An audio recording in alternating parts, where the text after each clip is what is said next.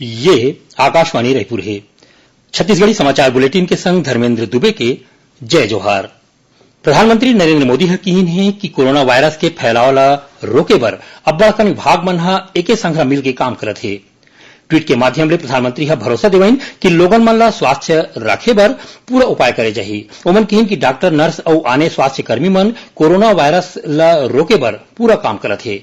ओमन लोगन मन ला कहे है कि एकदम जरूरी होए तभेज यात्रा करें और भीड़ ले दूरिया रहे के प्रयास करें। उन्हें केंद्रीय स्वास्थ्य मंत्री डॉक्टर हर्षवर्धन ह कोरोना वायरस महामारी के रोकथाम और आने तैयारी बर काली राज्य और केंद्र शासित प्रदेश मन के दिल्ली में समीक्षा बैठक लीन। जानवा के मुताबिक देश में कोरोना वायरस के मरीज मन के संख्या 110 हो गए है। ये वायरस ले अब तक देश में 2 लोगन के मौत हो गए है। एथी प्रदेश के मुख्यमंत्री भूपेश बघेल ह कीन है कि राज्य सरकार ह कोरोना वायरस ल रोके बर जतका पैसा लगही ओला राज्य आपदा कोष कोती ले देही। मुख्यमंत्री ह ए वायरस के परीक्षण बर स्वास्थ्य सचिव ला प्रदेश में और ज्यादा जांच केंद्र खोले के निर्देश दे हवय। जानवा के मुताबिक विश्व स्वास्थ्य संगठन ह कोरोना वायरस ला महामारी घोषित करे है। प्रदेश के स्वास्थ्य मंत्री टीएस सिंहदेव ह केंद्रीय स्वास्थ्य मंत्री ला चिट्ठी लिख के ए वायरस के जांच के काम ला और ज्यादा बढ़ाए के मांग करे है। उन्हें कोरोना वायरस के संक्रमण ला देखत खाद्य विभाग ह प्रदेश में जम्मो सरकारी उचित मूल्य के दुकान मन में अनाज बांटे बर आधार प्रमाणीकरण ला 31 मार्च तक रोक लगाए के फैसला ले है। इस दौरान राशन दुकान मन में हितग्राही मन ला बायोमेट्रिक से प्रमाणीकरण नहीं कराए जाए।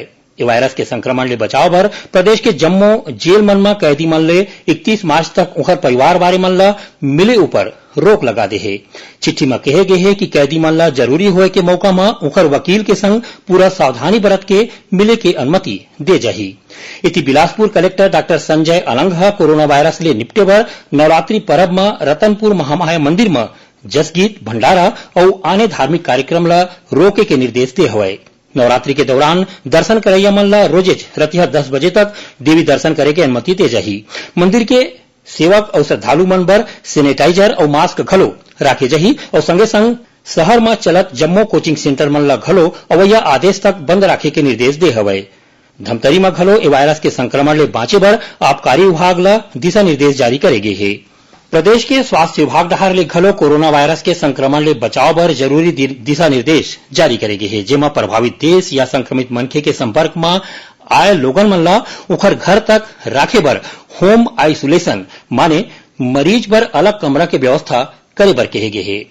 ये काम में जिला ले जुड़े कलेक्टर और जिला चिकित्सा अधिकारी के संगे संग संक्रमित मनखे के परिवार मन ला घलो जरूरी निर्देश जारी करे गे है। इन निर्देश में विशेष रूप ले यहू कहे गे है कि प्रभावित मनखे ला 14 दिन तक एक ठिन अलग कमरा में रखना चाहिए। इस दौरान मरीज बर जम्मो जिनिस ला अलग राखे के बात कहे गे है। होली छुट्टी के बाद विधानसभा की कार्यवाही आज एक घाव फेर शुरू हुई। शून्यकाल में भाजपा विधायक बृजमोहन अग्रवाल और अजय चंद्राकर ढाले कार्यसूची के पन्ना ला फाड़े के खिलाफ कांग्रेस विधायक मन विशेषाधिकार हनन के तहत कार्यवाही करे के मांग करीन। जानवा के मुताबिक भाजपा के दोनों विधायक मन विधानसभा के कार्यवाही अवैया 25 मार्च तक स्थगित करे के फैसला ऊपर नाराज रहीन। एके विरोध में उमन गर्भगृह में आके कार्यसूची के पन्ना ला फाड़ दिन। एकरे तुरंत बाद विधानसभा अध्यक्ष सदन के कार्यवाही ला स्थगित करे के घोषणा करे के बाद बाहर निकल गिन।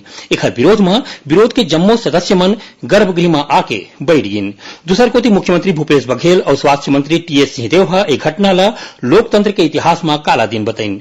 उखर कहना है कि विरोध करे के अधिकार हवय, फिर उखर तरीका ह गलत रहीस। प्रदेश के मुख्य सचिव आरपी मंडल राज्य गीत के प्रचार प्रसार पर नवा सुझाव दे है, जेमा सरकारी कार्यक्रम मन में अरपा पैरी के धार महानदी के अपार ए गीत के शब्द के छपाई वाले कोसा सिल्क साड़ी या स्टोल ला घलो प्रतीक चिन्ह के रूप में दे जा सकी। मुख्य सचिव कहिन कि एखर ले प्रदेश के हथकरघा बुनकर मन ला प्रोत्साहन मिलही। जानवा के मुताबिक राज्य सरकार डॉक्टर नरेंद्र देव वर्मा डहार ले रचित ए छत्तीसगढ़ी गीत ला राज्य गीत घोषित करे है। अब थोड़कुन समाचार सार में। छत्तीसगढ़ राज्य विद्युत उत्पादन और वितरण कंपनी के प्रमुख शैलेंद्र शुक्ला अपन पद ले इस्तीफा दे हैं। राजनांदगांव जिला के रगरा सेवा सहकारी समिति के सहायक प्रबंधक और एक जिन क्लर्क ला पैसा के गड़बड़ी के सेती बर्खास्त करे गए है और जांजगीर चांपा जिला के राहौद में अज्ञात चोर मन सोना चांदी के दुकान ले लाखों रुपया के जेवर चोरा लीन। अब एक संग छत्तीसगढ़ी समाचार बुलेटिन इहे सिरावत है। जय जोहार।